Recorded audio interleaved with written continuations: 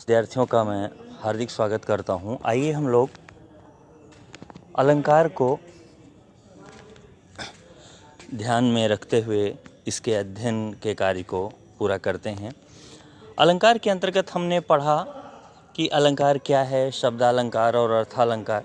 यहाँ पे हम उपमा अलंकार के बारे में आपको जानकारी देने के लिए उपस्थित हुए हैं। आपको पेज दिख रहा है उपमा अलंकार। उपमा शब्द का अर्थ होता है तुलना। जब किसी व्यक्ति या वस्तु की तुलना किसी दूसरे व्यक्ति या वस्तु से की जाए तो वहाँ पर उपमा अलंकार होता है। अर्थात जब किन्हीं दो वस्तुओं के गुण, आकृति, स्वभाव आदि में समानता दिखाई जाए, दो भिन्न वस्तुओं की तुलना की जाए, तब वहाँ उपमा अलंकार होता है। दो भिन्न वस्तुएं जो अलग हैं लेकिन बराबरी की जाए। जैसे किसी व्यक्ति का प्रसन्नचित्त चेहरा देख करके कह दिया जाए कि अरे वाह, सावन जैसी हरियाली मुख पर छाई है। तो जब आप बोले सावन जैसी हरियाली मुख पर छाई है तो निश्चित रूप से सावन में हरियाली वृक्षों पे होती ही है, पानी की उपस्थिति के कारण होती है। सबसे अधिक विकास वृक्षों की पत्तियों का, हरेपन का उस सावन के महीने में हुआ करता है।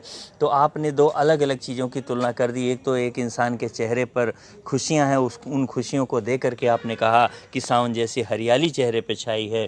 तो सामने आपको दिखा एक व्यक्ति जिसका प्रसन्नचित्त चेहरा, और उसकी तुलना आपने कर दी सावन के महीने में एकदम बिल्कुल विकसित, काफ़ी हरे हरे पत्तों से युक्त वृक्षों के झुंड से आपने तुलना कर दी।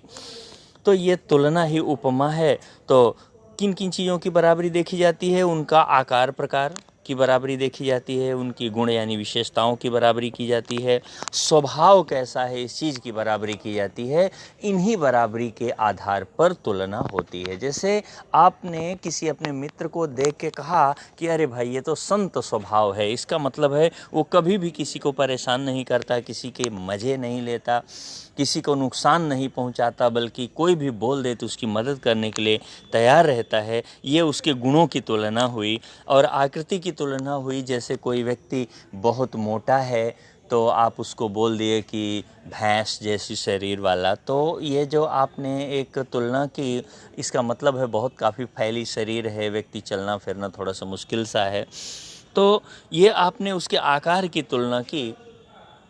या जैसे आँखों को देख करके आपने कहा कि वो कमल नयन यानी कमल के फूल की पंखुड़ियों जैसी आँखें हैं, तो ये भी उसका स्वरूप हुआ, आकार हुआ, आकृति हुई। तो ऐसी तुलना जहाँ पे की जाती है वो उपमा अलंकार होता है।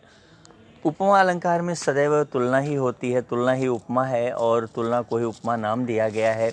उपमा करने के लिए कई चीज़ों को ध्यान में रखना पड़ता है कि जैसे उपमेय, उपमा अलंकार में कुछ चीज़ें जाननी होती हैं कि उपमेय क्या है, यानी किसकी तुलना आप कर रहे हैं। उपमान क्या है? तो उसमें जो पहले से प्रसिद्ध वस्तु होती है वो ही उपमान होती है।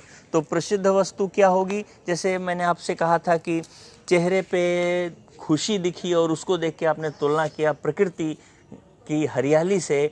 तो प्रकृति की हरियाली एक अपने बहुत ही उत्तम स्वरूप के लिए जानी जाती है, या खुशियों को देने वाली के रूप में जानी जाती है। और यहाँ पे चेहरे पे प्रसन्नता है ही, तो आपने पहले से हरियाली शब्द का भाव अर्थ ही निकलता है प्रसन्नता से युक्त होना।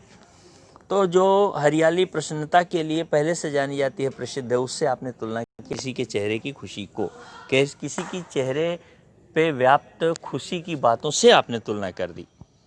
उपमा के अंग क्या है? तो यहाँ पे लिखा हुआ उपमा अलंकार के निम्न 4 अंग होते हैं: उपमेय, उपमान, वाचक शब्द और साधारण धर्म।